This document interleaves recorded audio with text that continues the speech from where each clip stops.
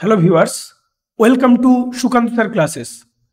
আজকের অর্থাৎ 30শে জানুয়ারি 2024-এর বাছাই করা 5টি নিউজ এবং আজকের দিনের ইতিহাস নিয়ে আজকের ভিডিওটি যে কোনো গভর্নমেন্ট জব এক্সামের পরীক্ষার্থীদের জন্য কিন্তু খুবই ইম্পর্ট্যান্ট হতে চলেছে। তো সবার প্রথম দেখে নেওয়া যাক আজকের 5টি শীর্ষ খবর। ইউপি সরকার অযোধ্যায় প্রথম মেট্রো পরিষেবা চালু করতে চলেছে। ওকে, এটার কিন্তু ঘোষণা হয়েছে 30শে জানুয়ারি 2024 সালে। কি হয়েছে? ইউপি সরকার প্রথম ওয়াটার মেট্রো কিন্তু চালু করতে চলেছে। ঠিক আছে। ডক্টর নিত্য আনন্দ যে হচ্ছে গর্ভনিরোধক পিলের বিকাশকারী, উনি 99 বছর বয়সে কিন্তু মারা গেছেন। ভারতীয় নৌবাহিনীর যুদ্ধজাহাজ এডেন উপসাগরে হাইজ্যাক হওয়া ইরানি জাহাজকে উদ্ধার করতে পেরেছে। কেন্দ্রে ইউএপিএ এর অধীনে সিমি এর ওপর নিষেধাজ্ঞা আরো 5 বছরের জন্য বরাদ্দ করেছে।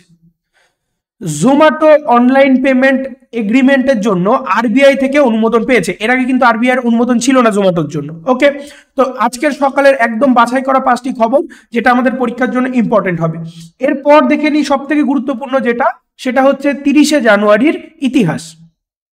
সবার প্রথম যে ইতিহাসটা আমাদের নক করে সেটা হচ্ছে 1948 সালে এই দিনে, অর্থাৎ 30শে জানুয়ারি 1948-এ নাথুরাম গডসে মহাত্মা গান্ধীকে কিন্তু হত্যা করেছি। ঠিক আছে, নাথুরাম গডসে 1948 খ্রিস্টাব্দে মহাত্মা গান্ধীকে হত্যা করে। এরপর দেখো 1648 খ্রিস্টাব্দে ইংল্যান্ড এবং স্পেনের মধ্যে শান্তি চুক্তি স্বাক্ষরিত হয়েছিল। 1902 সালে লন্ডনে জাপান এবং ব্রিটেনের মধ্যে প্রথম অ্যাংলো জাপানি চুক্তি স্বাক্ষরিত হয়। 1933 সালে অ্যাডলফ হিটলার আনুষ্ঠানিকভাবে জার্মানির চ্যান্সেলর পদে দায়িত্ব গ্রহণ করে। এবং সর্বশেষ খবর হচ্ছে 1989 সালে মার্কিন যুক্তরাষ্ট্র আফগানিস্তানের কাবুলে তার দূতাবাস বন্ধ করে দেয়। তো সব থেকে ইম্পর্টেন্ট আজকের মধ্যে এটাই যে নাথুরাম গডসে মহাত্মা গান্ধীকে হত্যা করেছিল। এবং তারপর যদি চলে আসো তো 1902 সালে লন্ডনে জাপান এবং ব্রিটেনের মধ্যে প্রথম অ্যাংলো জাপানি চুক্তি স্বাক্ষরিত হয়। তো আজকের নিউজ এই পর্যন্তই। দেখা হচ্ছে পরের ভিডিওতে বা পরের লাইভে। ততক্ষণ সবাই ভালো থাকো, সুস্থ থাকো। ধন্যবাদ।